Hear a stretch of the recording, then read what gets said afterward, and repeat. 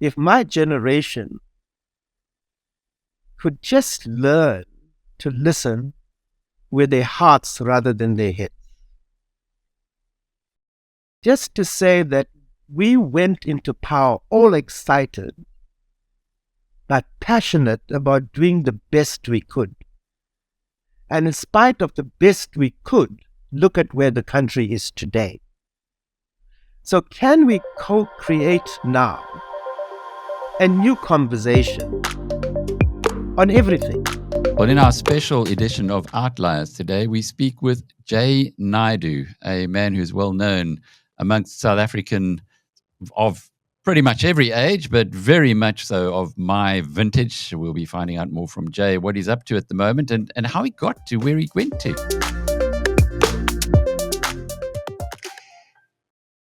Jay, thanks for joining us. We've been in the BizNews headlights, I guess, over the last little while with some of the very hard-hitting commentary that you've been producing. I don't think we can focus too much on that. YouTube has got some very strict rules about what we say about COVID-19. So just to kind of put that to one side. But really, I wanted to know more about you and your story and your background. I know we're both from the same province. We're both from KwaZulu-Natal, but we certainly came from very, very different angles to where we are today. Interesting to see that you were in a big family, a very big family. Yes, I was, my father had 8 children and 7 with my mother, and I was the youngest.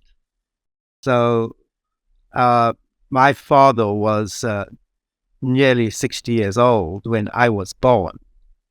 And so he was born actually in 1898. That's like 2 centuries ago, and it was a particular generation that was born, that didn't have the type of relationship with children that we have today. It was very much, the children are part of the mother's work of raising. And even if he wanted to talk to us, it was through my mother. Tell the children to do this. So I come from that type of background. And I, of course, grew up at the height of apartheid. So he was an interpreter at court. And interestingly enough, there always used to be people coming to the house, and meeting with him. And I never understood that because he would never have a meeting with me or show any emotional attachment to me. But I learned later that they were coming there with their cases because he was the interpreter. And if he really believed that someone was innocent, it didn't matter what they said in the court.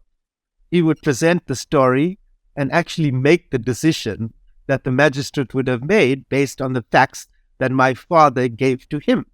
So in a sense, that was part of his struggle and his exercise of his power. But he did teach me, even with great resistance, I tried to not cooperate, but it was difficult not to cooperate. Listen to BBC when I was 10 and 12 years old and read Time magazine and Reader's Digest. So he taught me about the world, even though he never went on an aeroplane. Extraordinary. Well, what did he interpret? Was it Zulu to English? I think many languages, in fact, but a number of the Indian languages as well. But he spoke Zulu fluently. And that's something that we lost because of the apartheid separation, the Group Areas Act, and then going to Indian schools or colored schools or white schools or Zulu schools, my father and mother came out of the community being able to communicate with many languages, and we lost that. It's interesting reading your story that apartheid impacted you in a practical level at a very young age, where your family was relocated. A little bit like we all know of District 6 in Cape Town, but it wasn't just in Cape Town that this happened. No, I think it happened throughout the country. The statistics are that 3 million people were moved out of their homes. And so we were the statistic. I was 4 years old when we were evicted because we were on the wrong side of the wrong street at the wrong time. And so social engineering took us to a new place, So, and it's just something I never understood, and it actually made me quite angry because I loved the community I was born in. It was a beautiful little valley with a little river through it, with lots of mango trees, fruit trees, very established community. And then suddenly we're wrenched out, and no one tells you why, because no one wants to talk about it. You're just a 4-year-old, but you're wounded by that. And then you go to another place, and it's only years later you learn that actually it was because we were the wrong color, So, these things, you may not be conscious of it at the moment, but they do carry the sort of syndrome of that wounded inner child that I had, alongside millions of other people that we still carry as a wound today within us that we have to heal. It's an extraordinary story, the South African story of brutality, of impacting throughout generations. But for some people, like you, it sticks. And this belief in the underdog, this fighting for those who don't really have a voice for themselves is pretty deeply embedded in you. Do you think it's got anything to do with the fact that you do come from an educated family? You did well, you certainly, as far as the times are concerned, you did matric, you went to university, you maybe saw the world with a lot more depth than perhaps many of your peers, or what was it that gave you this fire? Well, there are many reasons.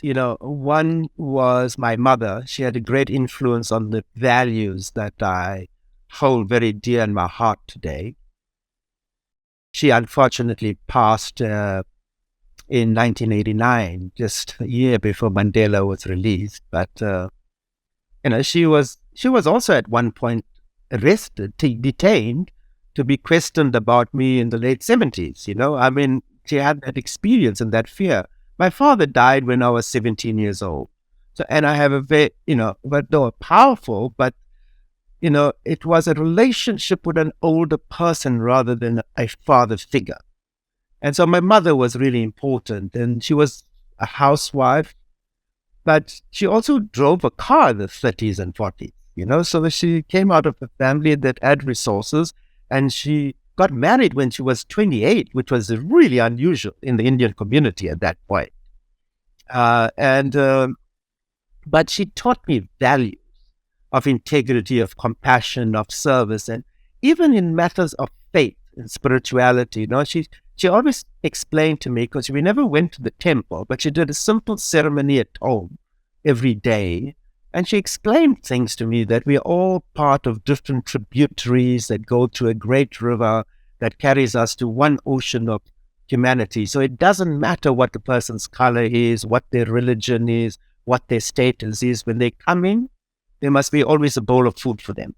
So right from those days, I grew up with this notion that, in fact, service is the purpose of life. If you can bring something greater to someone who is facing misfortune or adversity or is vulnerable, then I was taught by my mother, you'll always be very special and very careful and attentive to the needs of people who may not have the same, advantages that you have. And that's followed me throughout life. And then suddenly when I was 15, also a very angry young person, like we see so many angry young people today in the world. And I was taken to a meeting by my elder brother that was addressed by Steve Biko. I was 15 years old. And I go into this Lutheran church. I can remember it as if it happened yesterday. And it's like, it was electrifying. It was surrounded by the police. There were crowds of people there. Small church hall, packed to the limit. And all of us expectant about this charismatic, philosophical leader of the Black consciousness movement who comes out and, it's like, that's the thought of him speaking, I can remember it, We have nothing to lose but our chains, because the mind of the oppressed is the main weapon in the hands of the oppressor. And then there's the security police sitting right there. He taught me about courage, about defense. Defend your idea, because that idea is what you will live far beyond what we live physically in our life. So from my parents, I learned protect your name, and that is through service and integrity. It's a family name. You are the tip of a long spear of thousands of generations before you that have given you this name, and you carry their memories in your body. So reflect on that before you do something silly. Because though we are born with free will, there's this duality of opposites. We can be generous, or you can be the grimp, You can be loving or fearful or hateful. These are the choices we have in life. Choose the one that takes you upwards towards a greater consciousness, a greater awakening. And that's why I joined politics. I got inspired by Steve Biko. And it wasn't that he had a business plan or a PowerPoint presentation, or he had money to give us free T-shirts even. He had no money, Alec. He gave us an idea, he gave us a direction. Then it was up to me as an individual to decide, what do I do with this wisdom, this inspiration? He has captured my imagination. And that's what we should today. But ask yourself, Alec, how many people can inspire us today in politics, whether in our country or the world today? It's such a, well, just fast forwarding in your own journey and your own career through the trade union movements, which we could spend a whole discussion on, to the heady times of 1994, when you're in your 30s, Trevor Manuel in his 30s, Tito Mboweni in their 30s. I remember having those conversations with you guys, and it was so exciting. The world was South Africa's oyster. It was, there were good, powerful, wise people under Nelson Mandela, for heaven's sake, who were taking this country to a different level. It's worth sometimes going back there, not wondering too much about what happened, what went wrong, because I think that's well documented. But that time, surely that kind of period could be recaptured with the right young minds who embrace it. Oh, absolutely. Absolutely, Alec. And I think that's our purpose, why we exist. If my generation could just learn to listen with their hearts rather than their heads. Just to say that we went into power all excited, but passionate about doing the best we could. And in spite of the best we could, look at where the country is today. So can we co-create now a new conversation on everything? So we're not defending what we did in the past and feeling attacked or criticized or undermined or sold out or fingers pointed at.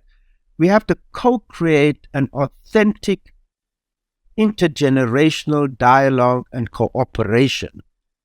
But that first and foremost requires us as elders and a people of my generation to say, yes, the world that we are living in today is completely different to the world that we have come from.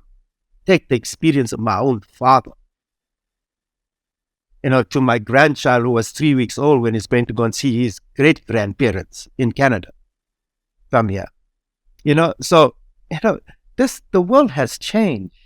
Technology has changed the world forever. And there are positives to that, but there are also deep negatives to that.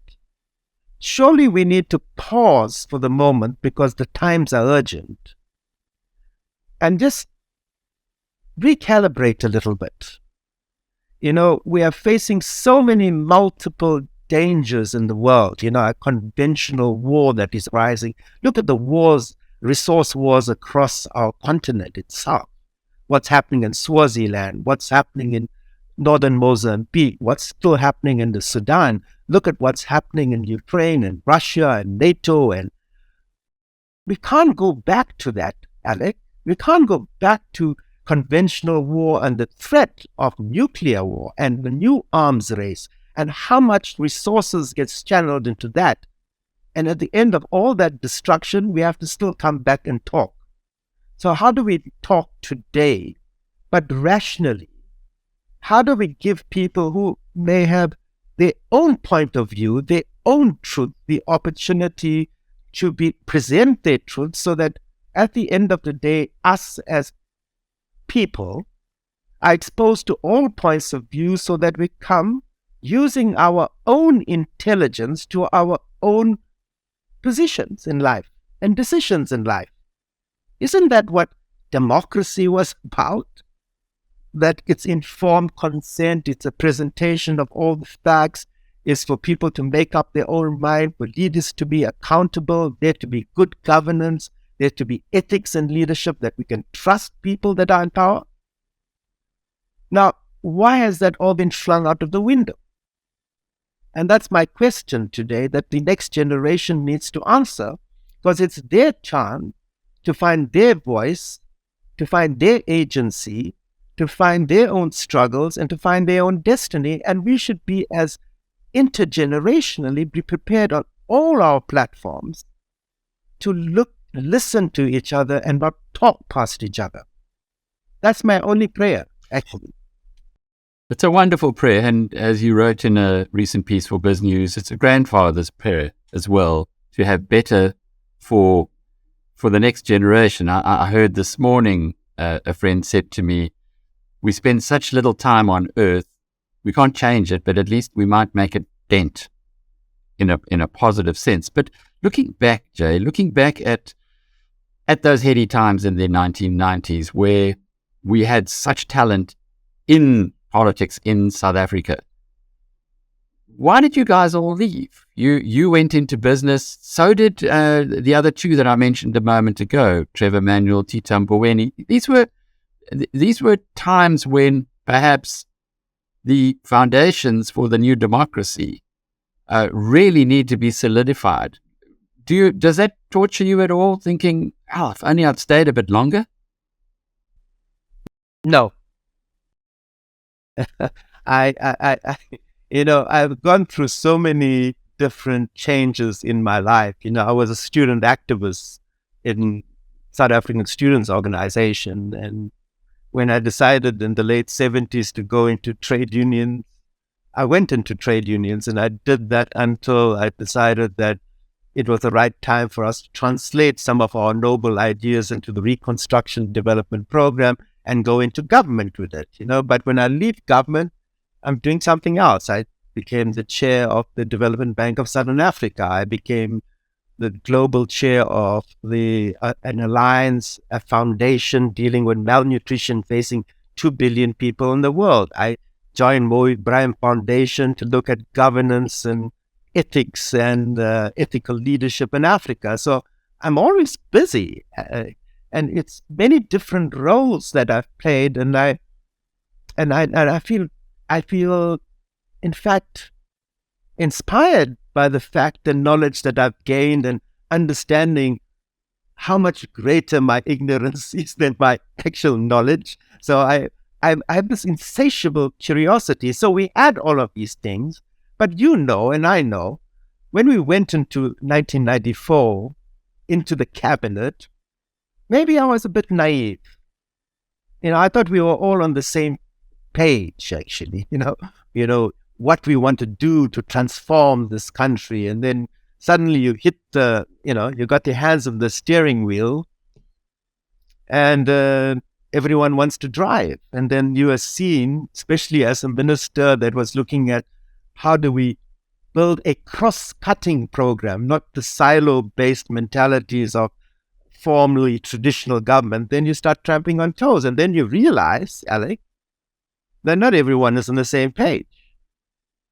And then you start to understand, okay, we all had different historical routes to get to where we are.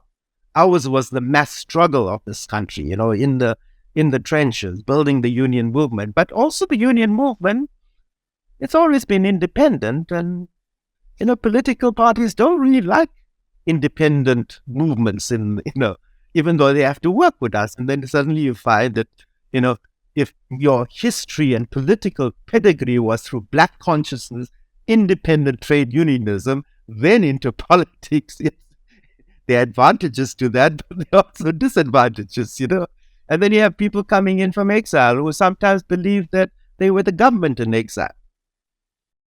But we didn't come into Pretoria with tanks and waving ANC flags. We came in through a negotiated settlement. So you had people that were in prison who also believed that they held the status of actually the wisest and the people that initiated and pioneered things. So, that's the mishmash of politics. Anywhere in any political party, you're going to have that.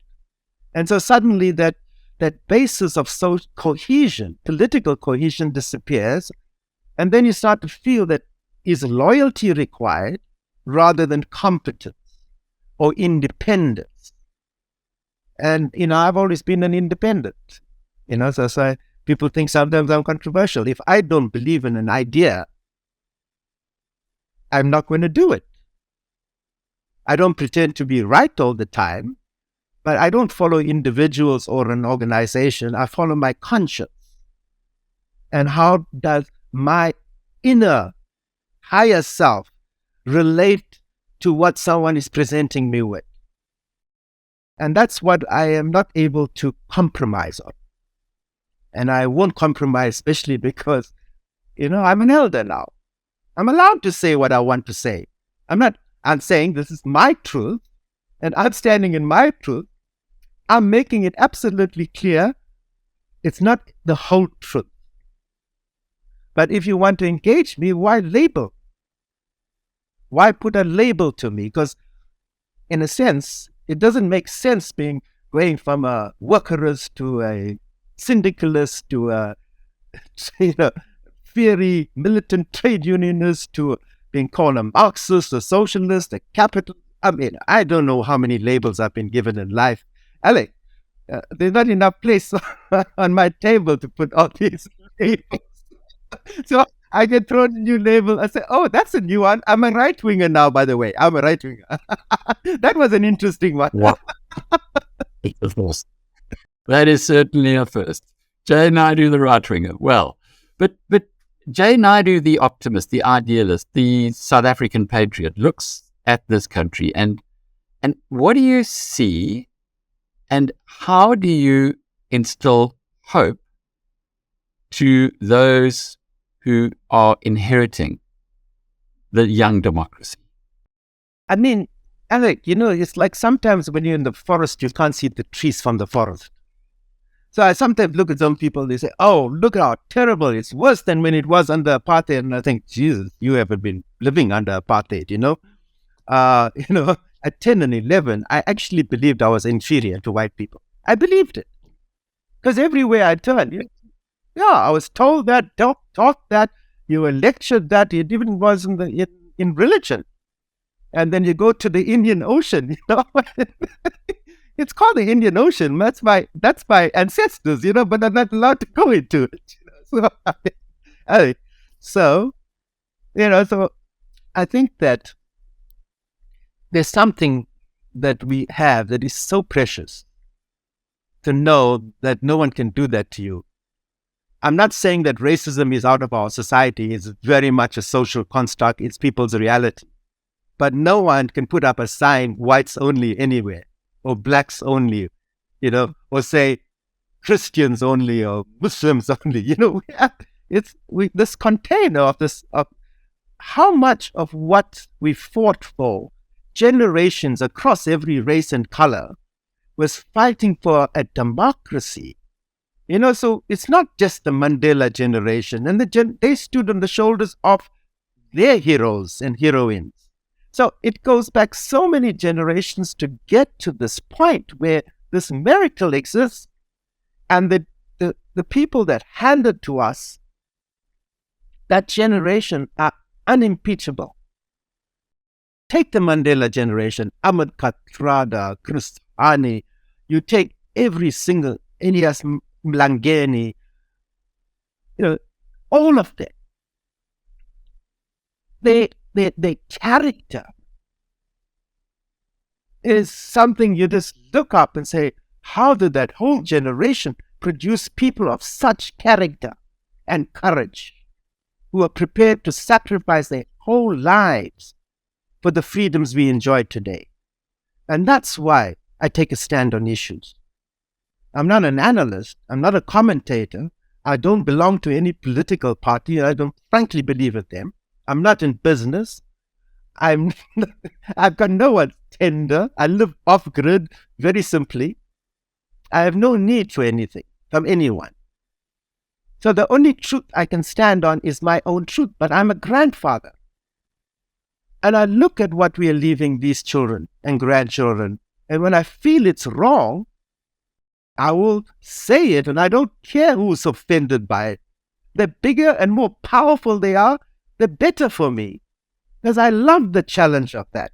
But when I draw a line on the sand, oh, I'm telling you, Alec, people know who the Jay Naidoo is not gone, that you knew. So if you want to have a battle with me, come fully armed with all the facts and make sure that you've done your research, and labels don't hurt me and words don't hurt me. Because I'm not defending any ego or title that I have. Because I know how little I know. I'm defending my right to think on my own. That's who I am. And to question. And I think that's very much something that has been lacking in our society here. We've got all the laws. We've got the constitutional democracy. We've got everything in place from the 1994 generation, or for the generation that built up to 1994.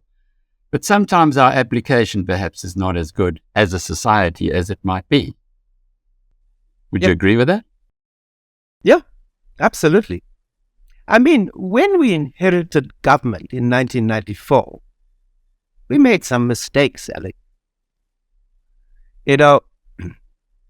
I think that the one big mistake was understanding that our freedom came because people were energized, they were passionate, they were organized, and that robustness created a situation where you couldn't maintain an unjust system. People refused to cooperate with it.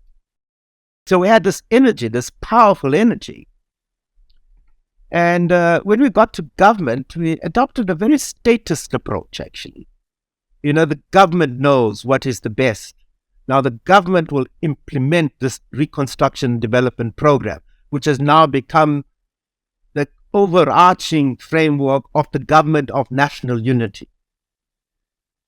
But we actually demobilized everyone because we thought the government will do this. It will deliver jobs, it will deliver the clinics and the hospitals and the roads and the electricity connections and whatever else. Everything you needed, the government would do it. But the government then was incapable of doing it, as much as the government today is incapable of doing that. Because we did not have the capacity. So if you're designing a change of a system where you have to almost expand the level of delivery now to 100% from a 20 or 30%, you've got to redesign all the systems, the policies, the integration, the design, the consultation now, because you want people to be involved. And that would take some time. The other approach was just throwing money at the problem, which will never solve it. And so the reconstruction and the development program, however, in 1996 represented a social consensus of everyone. From the big corporates, from employers generally. Employers were discussing with shop stewards, how would they implement this notion of reconstruction development? What would be the role of this entity or this NGO? Or all of us were debating, and it gets closed down. We lose the social consensus. And so what we have today is it's a consequence of that, because social consensus in a society is important because we're a rich society as well. but we don't have a fair distribution of that wealth. And so as we are beginning to do the transition, how do we get all parties to agree on what we have to do so that our children could grow up and work together, live together, and study together, work together, build the country together? We didn't do that work, Alec. And maybe the problem lies with us, and how we create those seeds. But when it felt like there is a group that thinks they know what needs to be done, and this is the line, then there's no place for people like me. I'll step out. Jay Naidoo, it's been a pleasure talking with you in this edition of Outliers, where we have a look at South Africans who are breaking the mold, who are very different, and there's no question that when they made you, Jay, they threw that mold away. It's been a privilege again, and I'm Alec Hogg from BizNews.com.